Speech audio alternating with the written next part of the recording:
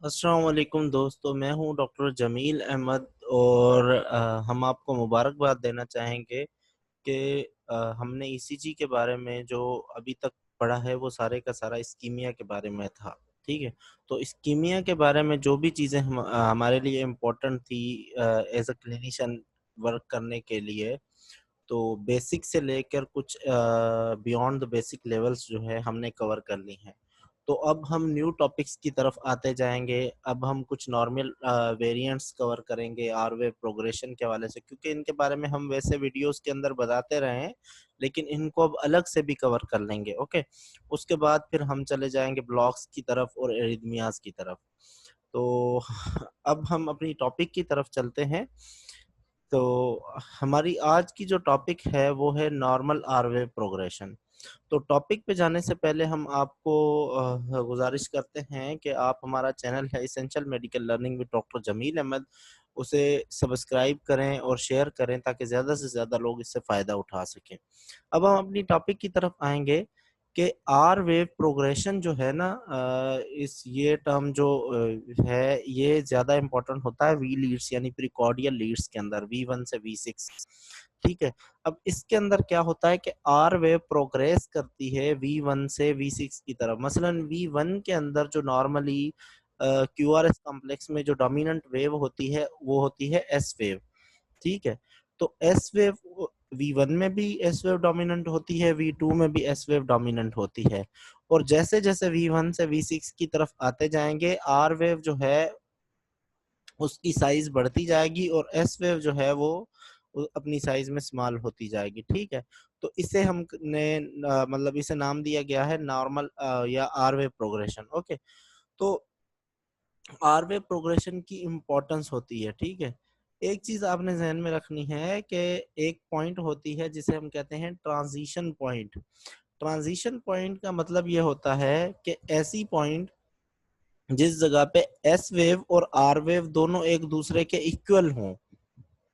तो ये नॉर्मली जो ट्रांजिशन पॉइंट हमें मिलती है ये मिलती है V3 V4 के लेवल पे। यानी V3 और V4 में ये ट्रांजिशन हमें मिलेगी, या V3 में मिलेगी या V4 में मिलेगी।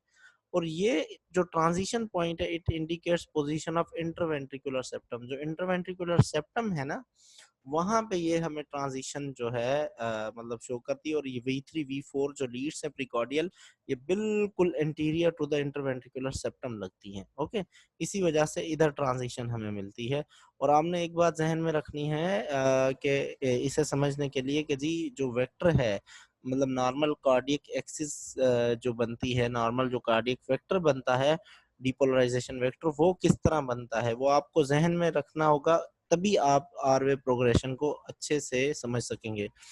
अब देखें, यहाँ पे जो V1 लीड इस जगह पे लगती है V2, और ये पूरे का पूरा पैटर्न है उसके लगने का। ठीक है। तो हमें पता है कि सपोज हार्ट होता है इस जगह पे, और जो नॉर्मल कार्डियक एक्सिस बनती है वो बनती है इस तरह। ठीक है। अब जब नॉर्मल कार्डियक एक्सिस इस तरह बनती है तो जो जो चीजें एक्सिस यानी जो वेक्टर की तरफ, डिपोलराइजेशन वेक्टर जिनकी तरफ होगा, वहां पे हमें क्यूआरएस में आर वेव डोमिनेंट मिलेगी। ये आपने जहन में रखना है कि वहां पे आर वेव क्या मिलेगी, डोमिनेंट मिलेगी। और जहां पे जो है जो डिपोलराइजेशन वेक्टर है उसके सीधे नहीं बल्कि माना उसके सामने नहीं बल्कि उसकी साइड्स पे आ रहा है या उससे बैकवर्ड आ रहा है। मसलन नॉर्मल कार्डियक वेक्टर सपोज इस तरफ बन रहा है, तो V1 जो है या V2 है वो उसकी बैक साइड पे आ रहा है या राइट साइड पे आ रहा है इस तरफ। ठीक है। तो वहां पे आर वेव डोमिनेंट नहीं मिलेगी बल्कि एस वेव डोमिनेंट मिलेगी। और जैसे जैसे हम चलते जाएंगे डिपोलराइजेशन वेक्टर की तरफ, तो उसे पिक करने लगेगा और आर वेव जो है हमें डोमिनेंट मिलना शुरू हो जाएगी। एक्चुअली मैं आपको ये बात बता दूं कि हम अपनी वीडियोस के अंदर जो टिपिकल टर्मिनोलॉजीज हैं मेडिकल की वो इसलिए यूज नहीं करते ताकि हमारी वीडियोस से हर जो मेडिकल फील्ड से रिलेटेड हर किस्म का बंदा जो है वो फायदा उठा सके। सिर्फ डॉक्टर्स के लिए नहीं बल्कि हर किस्म का बंदा इससे फायदा उठा सके। इसलिए हम कोई भी ऐसी मेडिकल टर्मिनोलॉजी ज्यादा यूज नहीं करते और उससे यूज करने से गुरेज करते हैं। ओके। अब यहाँ पे आ जाए, सपोज कार्डियक जो वेक्टर है वो इस तरह बन रहा है। ठीक है। अब जब इस तरह बन रहा है तो जो V1 है ना वो इस जगह पे सपोज लगी हुई है, तो वो इस तरह बनेगी और ये है इस तरह। मतलब ये आर वेव स्टार्टिंग में बनेगी, ठीक है। अब ये फर्स्ट स्टेज है, ओके। तो स्टार्ट में आर वेव बनेगी और यहाँ पे V6 के अंदर क्यू वेव बनना शुरू होगी, ओके। तो जैसे जैसे बढ़ता जाएगा, मतलब डिपोलराइजेशन वेव्स पिक होती जाएंगी, तो फिर यहाँ पे ये आर वेव के बाद एस वेव बनेगी और एस वेव डीप बनेगी, यानी डोमिनेंट एस वेव होगी। और यहाँ पे क्यू के बाद आर वेव बनेगी और आर वेव डोमिनेंट होगी, ओके। बिल्कुल वैसे ही, मसलन क्योंकि इस तरफ है तो डिपोलराइजेशन वेक्टर इस तरह जाएगा, तो इस तरह अगर आर वेव डोमिनेंट बनेगी तो इस तरफ जो है V1 क्योंकि उसकी अपोजिट साइड पे है, तो इधर एस वेव डोमिनेंट बनेगी, ओके। देखें बिल्कुल, यहाँ पे ये है आर वेव और यहाँ पे ये एस वेव आ गई, यहाँ पे ये क्यू वेव और यहाँ पे ये देखें आर वेव। अब यहाँ पे आर वेव डोमिनेंट है क्योंकि डीपोलराइजेशन वेक्टर इस तरफ था और V6 भी जो है वो इस तरफ है, इस वजह से आर वेव डोमिनेंट बनी, क्योंकि ये पॉजिटिव डिफ्लेक्शन है। और यहाँ पे इसलिए एस वेव डोमिनेंट बनी है, तो क्योंकि वो जो डिपोलराइजेशन वेक्टर है उसकी अपोजिट साइड पे है। अब यहाँ पे आपने एक बात समझ लेनी है कि जब भी एस वेव डोमिनेंट हो क्यू आर एस कॉम्प्लेक्स के अंदर तो हम उसे कहते हैं negative Q R S complex, और जब भी आर वेव डोमिनेंट हो तो उसे हम कहते हैं positive Q R S complex, okay.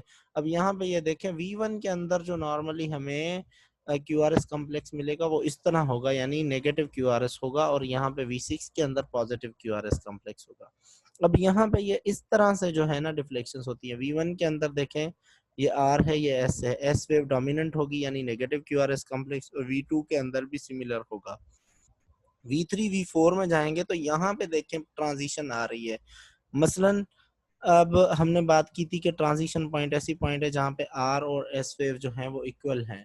तो इक्वल का मसलन मतलब यहाँ पे सिर्फ ये नहीं है कि एग्जैक्टली आर वेव और एस वेव एग्जैक्टली इक्वल हों, वो भी हों तो भी अच्छी बात है, लेकिन ट्रांजिशन का मतलब यहाँ पे ये भी है कि V3 और V4 की पॉइंट पे ये होगा कि जो आर वेव है वो V4 तक डोमिनेंट बन जाएगी, मसलन V4 तक डोमिनेंट बन जाएगी आर वेव।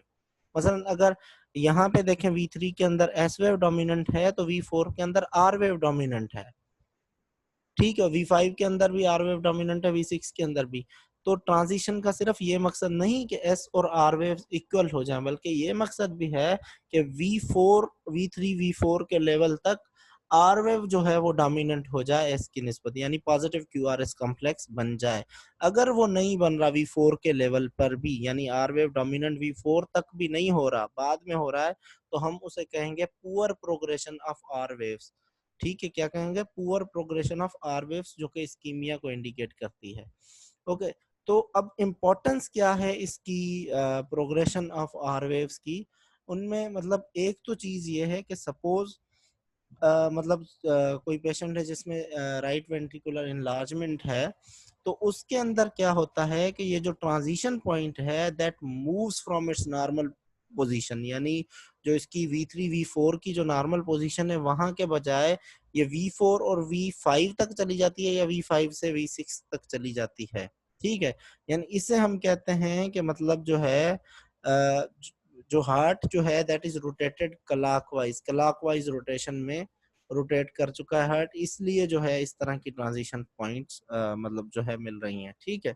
और ये टिपिकल है क्रॉनिक लंग डिजीजेस जैसे COPD वगैरह हो गई, उनमें इस तरह की फाइंडिंग्स मिलती हैं पुअर आरवे प्रोग्रेशन के हवाले से भी। तो ये यहाँ पे दूसरी पॉइंट होगी। और तीसरी जो पॉइंट हमें जहन में रखनी है कि V1 के अंदर हमें राइट बंडल ब्रांच ब्लॉक जो कि हम पढ़ चुके हैं, तो राइट बंडल ब्रांच ब्लॉक के अंदर V1 में हमें जो है वो क्या मिलती है? आर वेव डोमिनेंट मिलती है, यानी positive Q R S complex मिलता है। तो ये चीज हमें जहन में रखनी है। थैंक यू, इंशाल्लाह नेक्स्ट वीडियो में मुलाकात होगी।